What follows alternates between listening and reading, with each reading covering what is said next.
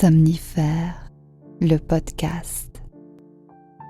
Il est des rencontres fertiles qui valent bien des aurores, écrit René Char. Bonsoir à tous, nous sommes le jeudi 30 septembre et Somnifère vous raconte ce soir l'histoire de deux inconnus qui se rencontrent par hasard dans un train en direction de Marseille. La conversation va les amener à apprendre à se connaître et devenir rapidement bien plus intimes qu'ils ne l'auraient imaginé. C'est une histoire drôle et grotesque de Maupassant qui dérangera cependant peut-être les esprits les plus pudibonds. Je vous souhaite une excellente nuit et maintenant place à notre séance de relaxation. La séance de relaxation. Mettez-vous à l'aise, fermez les yeux et s'il fait un peu frais, remontez votre couverture jusqu'aux épaules.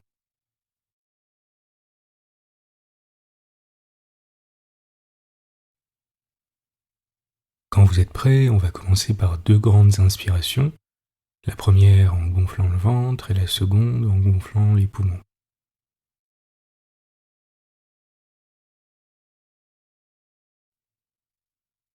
Prenez une grande inspiration. Gonflez votre ventre et expirez par la bouche.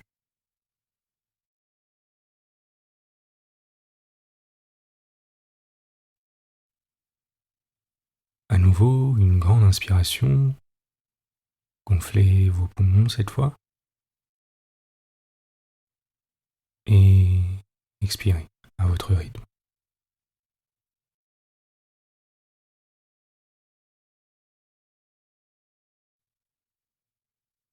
Reprenez un rythme normal et ne faites rien d'autre que d'observer votre respiration et notez comme à chaque expire, votre corps semble s'enfoncer davantage dans le matelas.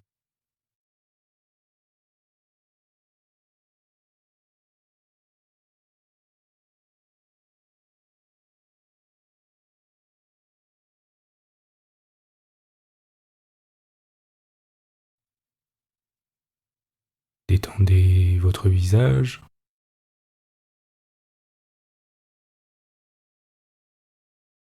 vos sourcils,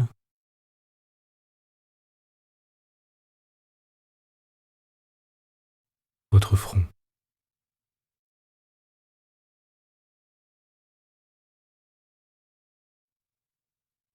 Votre mâchoire,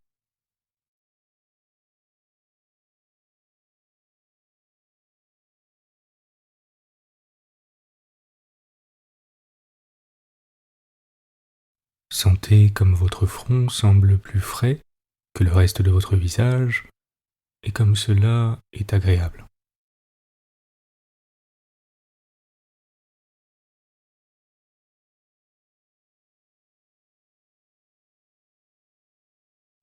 Détendez vos épaules et sentez-les se relâcher de tout leur poids.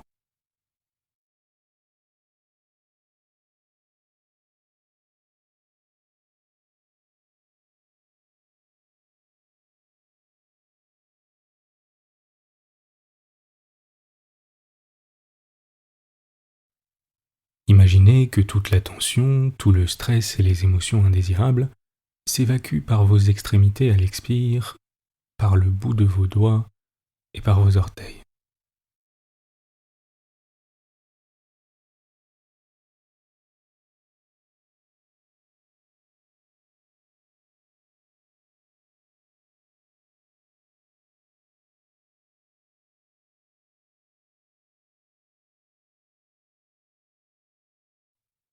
Vous pouvez sentir les quelques restes de tension alors qu'ils traversent vos mains et vos pieds à mesure que vous expirez, avant de s'évacuer et de vous laisser parfaitement relâcher.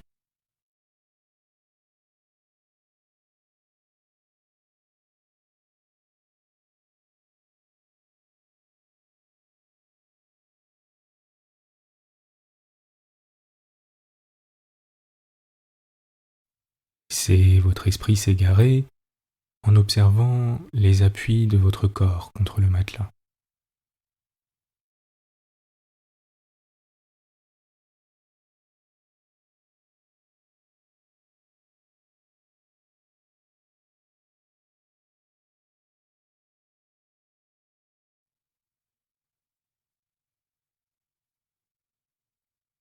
votre respiration, les mouvements de votre poitrine à l'inspire et à l'expire, la température de l'air à l'inspire et à l'expire.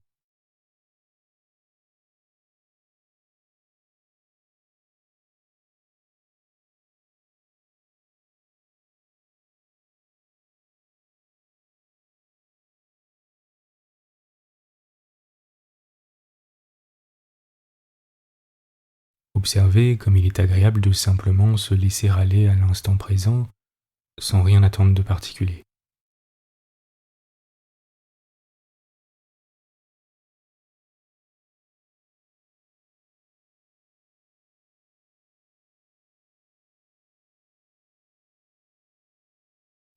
Portez votre attention sur vos pieds et massez-les mentalement un par un. D'abord le pied gauche,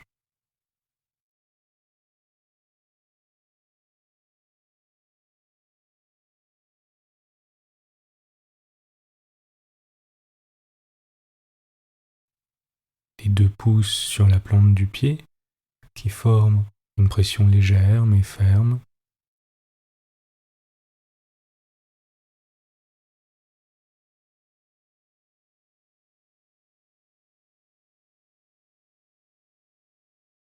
Qui vont de haut en bas.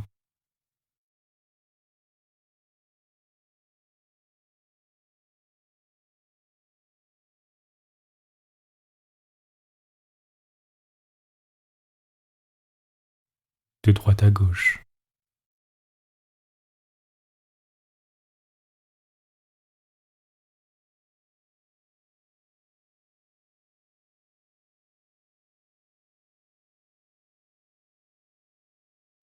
Et forment de petits cercles.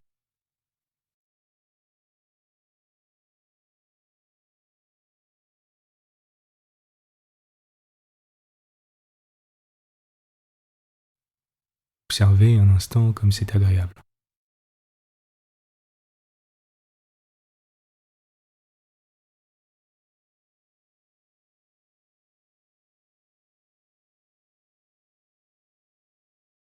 Le pied droit à présent, les deux pouces sur la plante du pied, qui forment une pression légère mais ferme,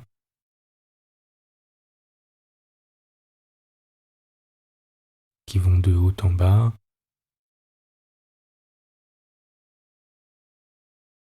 de droite à gauche,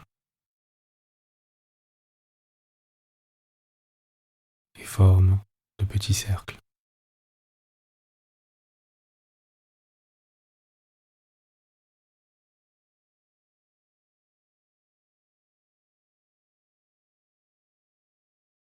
Et maintenant, prenez quelques instants pour masser chaque orteil pendant quelques secondes, en partant du petit orteil du pied droit et en allant jusqu'au petit orteil du pied gauche.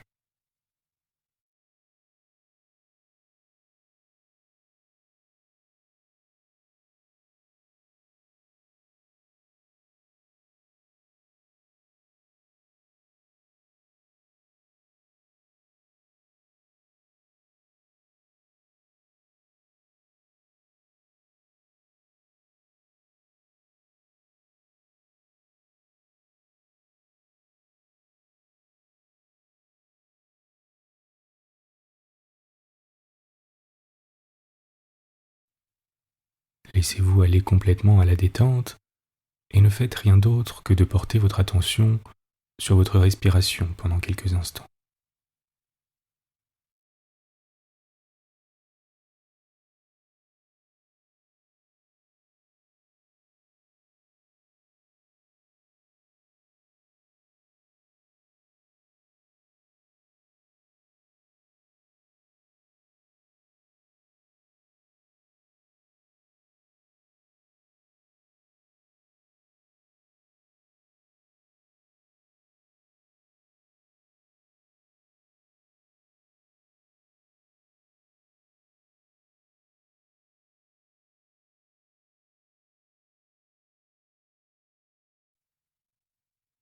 Vous êtes calme et détendu.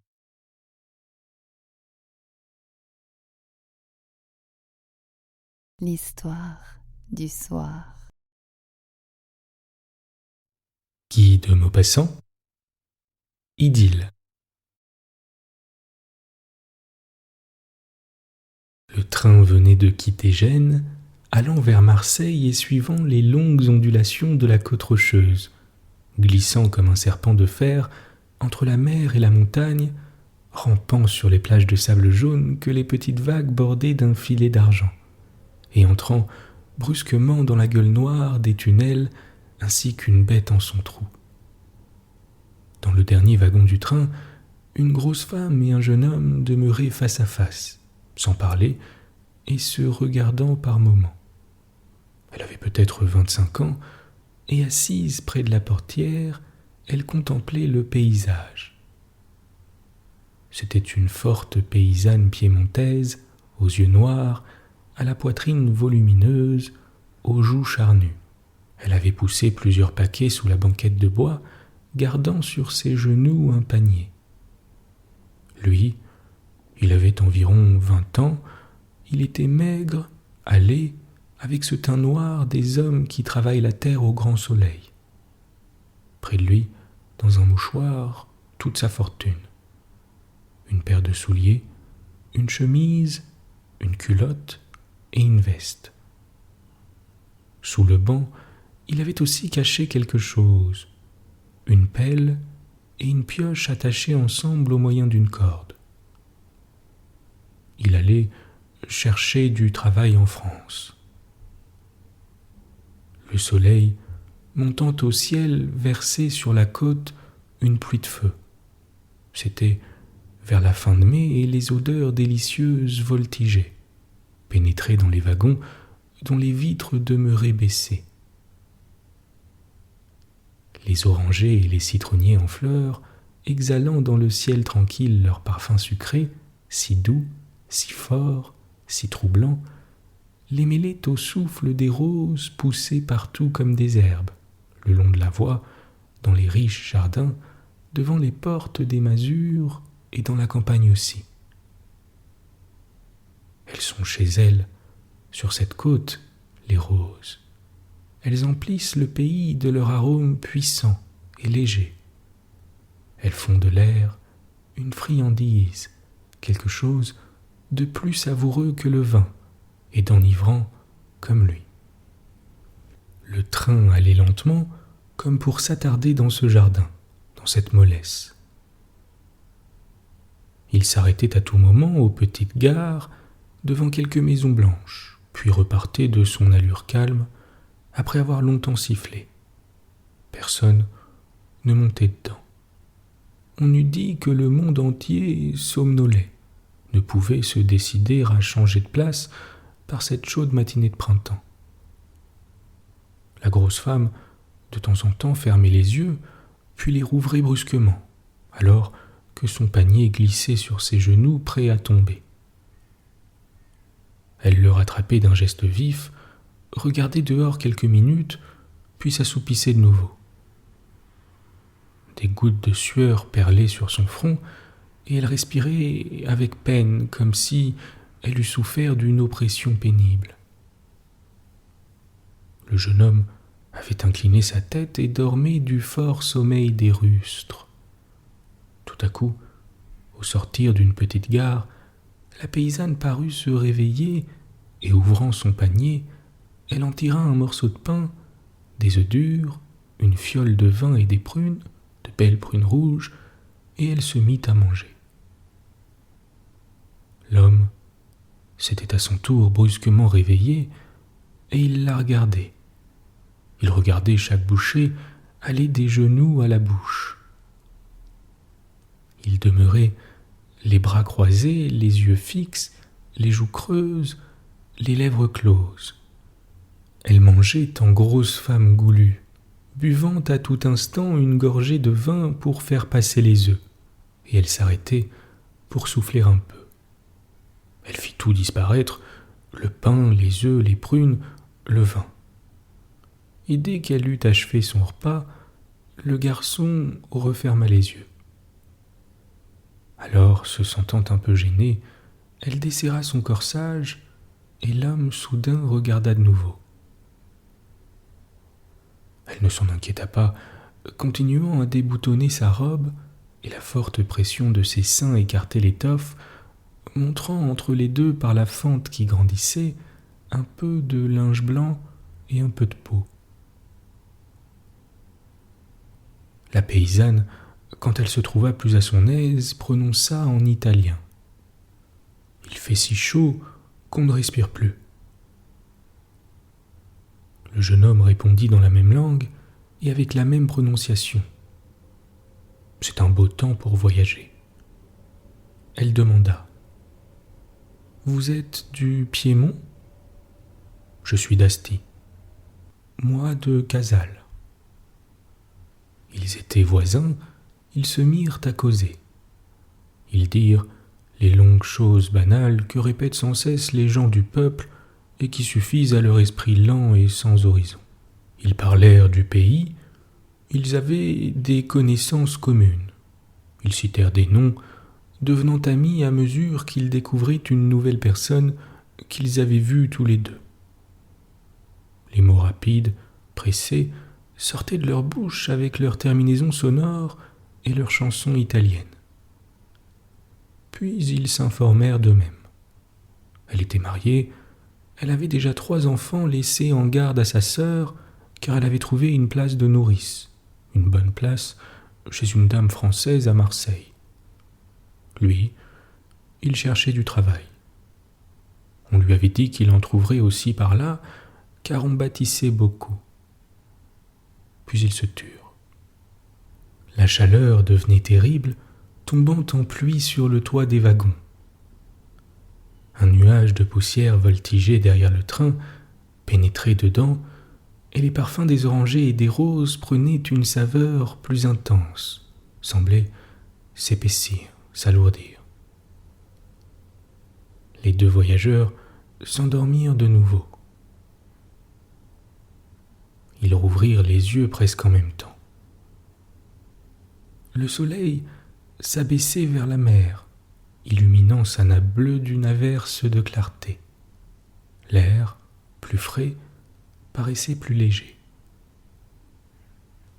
La nourrice haletait, le corsage ouvert, les joues molles, les yeux ternes, et elle dit d'une voix accablée. « Je n'ai pas donné le sein depuis hier. Me voilà étourdi comme si j'allais m'évanouir. » Il ne répondit pas, ne sachant que dire. Elle reprit. « Quand on a du lait comme moi, il faut donner le sein 3 fois par jour. Sans ça, on se trouve gêné. C'est comme un poids que j'aurai sur le cœur, un poids qui m'empêche de respirer et qui me casse les membres. C'est malheureux d'avoir du lait tant que ça. » Il prononça. « Oui, c'est malheureux, ça doit vous tracasser. » Elle semblait bien malade en effet, accablée et défaillante. Elle murmura. « Il suffit de presser dessus pour que le lait sorte comme d'une fontaine. C'est vraiment curieux à voir. On ne le croirait pas. À Casale, tous les voisins venaient me regarder. » Il dit. « Ah, vraiment ? » ?»« Oui, vraiment. Je vous le montrerai bien, mais cela ne me servirait de rien. On n'en fait pas sortir assez de cette façon. » Et elle se tut. Le convoi s'arrêtait à une halte.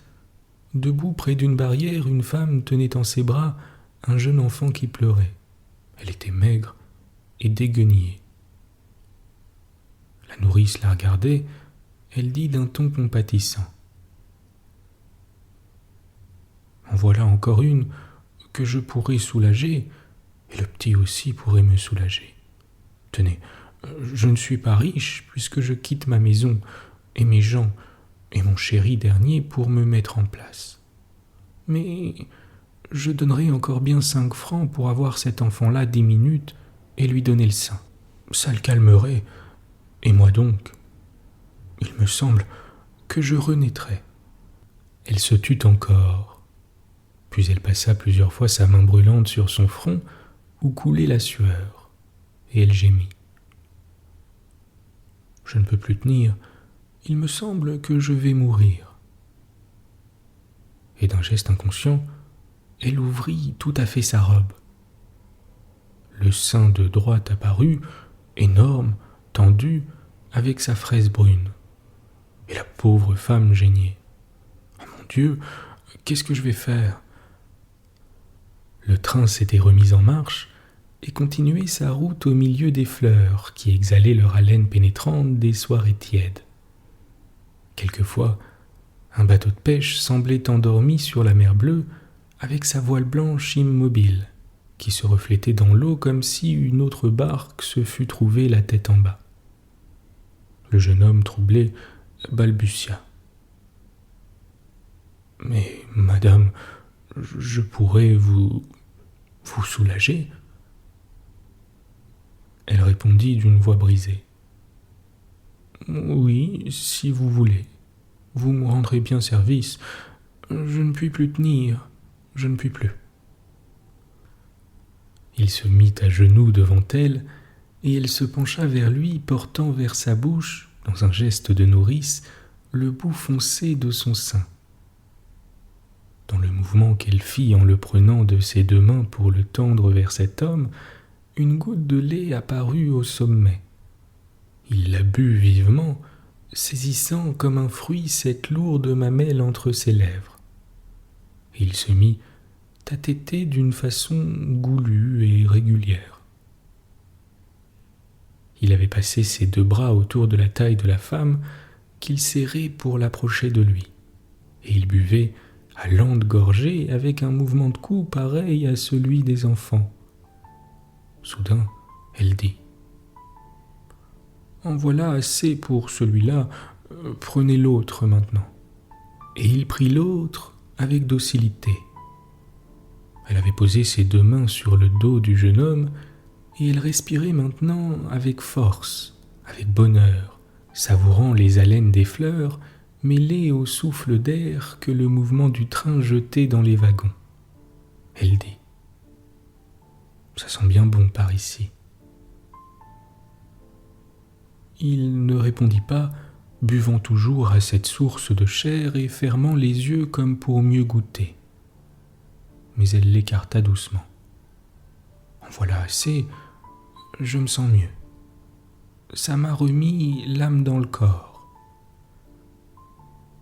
Il s'était relevé, essuyant sa bouche d'un revers de main. Elle lui dit en faisant rentrer dans sa robe les deux gourdes vivantes qui gonflaient sa poitrine. « Vous m'avez rendu un fameux service. Je vous remercie bien, monsieur. » Et il répondit d'un ton reconnaissant. « C'est moi qui vous remercie, madame. Voilà 2 jours que je n'avais rien mangé. » Bonne nuit. Bonne nuit.